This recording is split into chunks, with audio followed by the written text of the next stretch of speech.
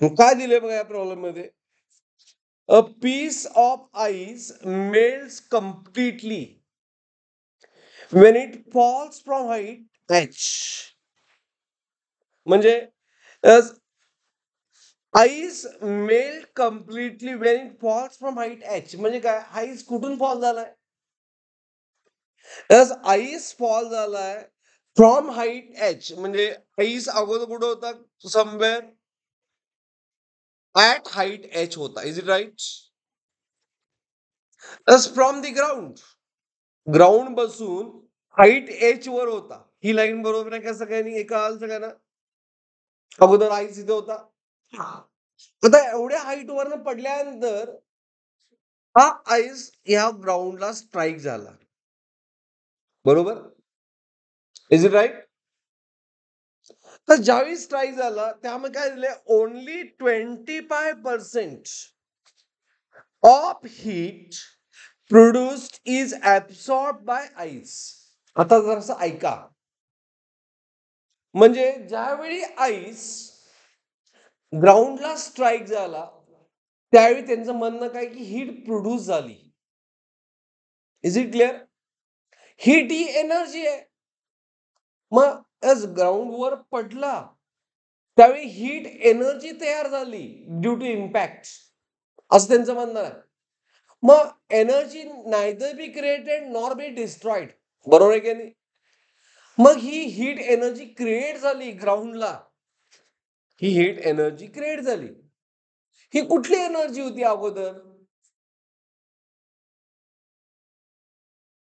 तर ती एनर्जी होती at height H. At height H ह्याला कुठली एनर्जी असणार? ज्यावेळी आईस ऍट हाईट एच होता त्यावेळी त्याची एनर्जी कुठली असणार आहे? बरोबर बरोबर, एक्झॅक्टली. इथं त्याची पोटेन्शियल एनर्जी असणार. किती असणार? mgh. बरोबर. ती कन्वर्ट झाली कशामध्ये? हीट मध्ये. बरोबर. आता काय म्हटलंय बघा, लक्ष्मी प्रॉब्लेम कम्प्लीट असतो आता. त्यातली फक्त 25% heat is absorb by home? Ice.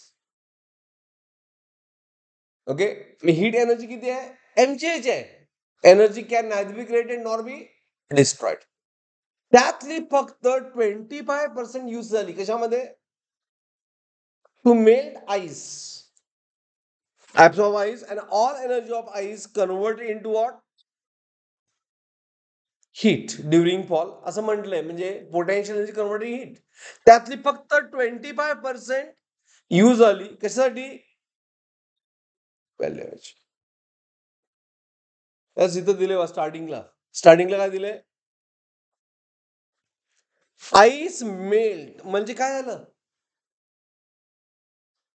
आईसचं state change झालं. इथं कुठं टेम्परेचर इन्व्हॉल्ड आहे काय? ह्या प्रॉब्लेम मध्ये कुठं टेम्परेचर दिलंय? म्हणजे तुम्हाला लक्षात आलं की ह्या प्रॉब्लेम मध्ये फक्त स्टेट चेंज झालंय. Is it right? Understood? So यामध्ये इन्व्हॉल्व कुठली हीट होणार? लॅटंट हीट होणार. ऐका, एक मिनिट ऐका. लॅटंट हीट होणार इन्व्हॉल्व. पण लॅटंट हीटचा फॉर्म्युला काय असतोय? लॅटंट हीटचा फॉर्म्युला काय असतोय? M into what? एवढं सोपं आहे. बट ही लॅटंट हीट कुठं आली? इथं हीट प्रोड्यूस झाली. Energy can neither be created nor be destroyed. मग हीट किती प्रोड्यूस झाली? mgh. बरोबर.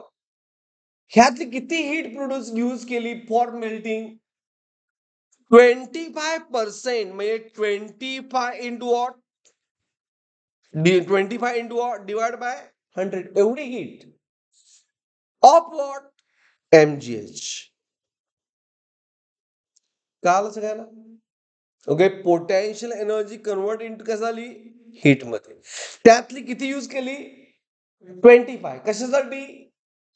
To melt the ice. त्यामुळं ml. M get cancel, L दिलंय बरोबर ना. हा, मग आपल्याला एच फाइंड करायचंय. एच किती येणार, L into 100 is it right, divide by what, 25 into G. सांगा व्हॅल्यू एल किती दिले, एस लॅटंट हीट किती दिले, एस युनिट बघायचं 3.5 इंटू 10⁵ बरोबर, इंटू 10⁵2 डिवाइड बाय 25, जी ची व्हॅल्यू काय सांगितले 10, किती आन्सर येईल. ओके, याला मी सपोज हे 350 केलं, 350 बाय 25 करा. 350 कसं आलं का आलं, हे 10⁵2 न मल्टिप्लाय केलं बघा, म्हणून 350 झालं. हा, आणि 10⁵5 -1 कारण ही पॉवर 1 आहे, 10⁵4 झालं. सांगा 350 डिवाइड बाय 25 किती येणार, 14 ना. हे आन्सर किती येणार, 14 किलोमीटर, 140 किलोमीटर. मी हे आन्सर आलं 140 झालं बरोबर आहे ना. आपला किलोमीटर मध्ये पाहिजे, हे मीटर मध्ये आहे. मग काय करणार मी, 10⁵3 मीटर म्हणजे काय, 1 किलोमीटर, इज इट राईट. त्यामुळे आन्सर काय आलं, एच 140 किलोमीटर. का आलं, अंडरस्टूड. हे 10⁵4 आहे ना, मग 10⁵3 केलं आणि हे 10. Like this you have to ask doubt.